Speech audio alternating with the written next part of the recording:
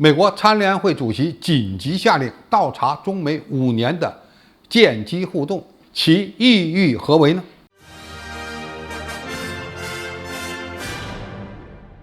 观众朋友、网友朋友，大家好，我是付建绍。近日，美国政客网站公布了一次中美两国军机在南海的亲密接触。美军的知情人士称，一架中国的苏30战斗机，一架被用于特种作战的美军 C-130飞机发生了不安全和不专业的互动。美军所说的不安全，意味着擦枪走火事件随时有可能发生；不专业，这是想把危险接近的事件甩锅给中国人民解放军。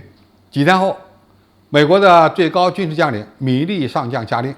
要对过去5年中美武装力量之间的互动进行全面的审查。按照 CNN 的说法，此举是鉴于对中国方面在印太地区的所谓强势行为的担忧加剧。米利上将寻求详细了解中美武装力量在过去5年的所有互动情况，也就是中国军机或者是舰艇与美军的近距离对峙所带来的风险，想找到解放军处理这类问题的方式有何变化。米利在给 CNN 的一份书面声明中宣称，中国在经济、军事领域崛起，在太平洋地区变得更加大胆，因此保持开放的沟通渠道和管理竞争，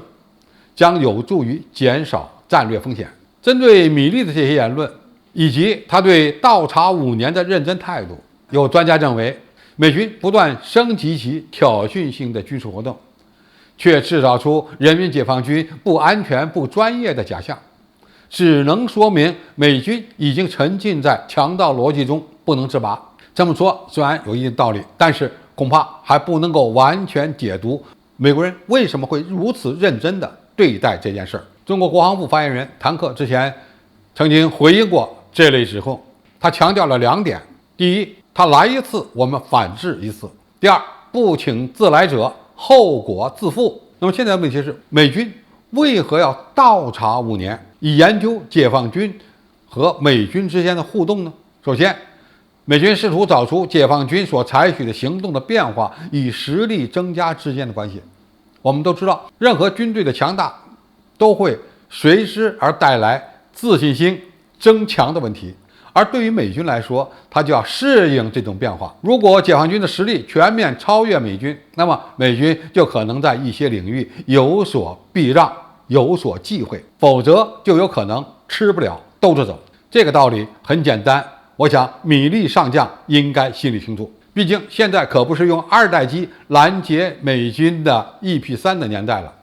我们处置美军的挑衅也变得更加成熟了。其次，美军此举也表明他们试图避免擦枪走火事件的发生，因为美军在中国家门口挑衅是一回事，但是真的发生了擦枪走火，那就是另外一回事了。因为美军根本就没有准备好与中国展开一场大国战争，而且中美开战的后果是美国无法承受的，所以他们既想通过军事挑衅来打压中国，又不想发生交火事件，以便在一个相对和平的环境下更好地维持美国的霸权。最后，美国可能无法接受解放军越来越强势的现实，但是你不想面对这样的现实，最好的办法是什么呢？远离中国的家门口，你的军舰飞机不过来，恐怕你就不会感受到这样的压力。而中国的军舰几乎都不在美国的家门口活动，而一旦美军的飞机军舰在我们的家门口活动，那么我们的军机和战舰与美军对峙时就会采取强有力的态势，因为我们的能力提升了，底气更足了，因此采取的行动也会做相应的调整，要把美军的施压反推回去。美国挑衅中国之后，每一次的危险接近都会让美国人反思背后的原因，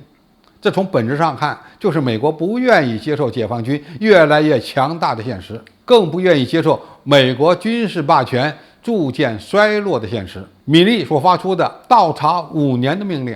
或许可以找出一些规律，但是他们无法改变解放军基于挑衅的美军军机和军舰所感受到的越来越强大的军事压力。毕竟在中国的周边海域，如果中美双方发生擦枪走火事件，其诱因都是美国的挑衅所引起的。或许美军现在还不适应解放军的强势，这个需要时间，或许再过几年他们就慢慢适应了。那么如果美军的挑衅再不知收敛，那么未来某一天真的发生了擦枪走火的事件，恐怕美国人就不好收场了。好，今天的评述就到这里，谢谢大家收看，我们下期再见。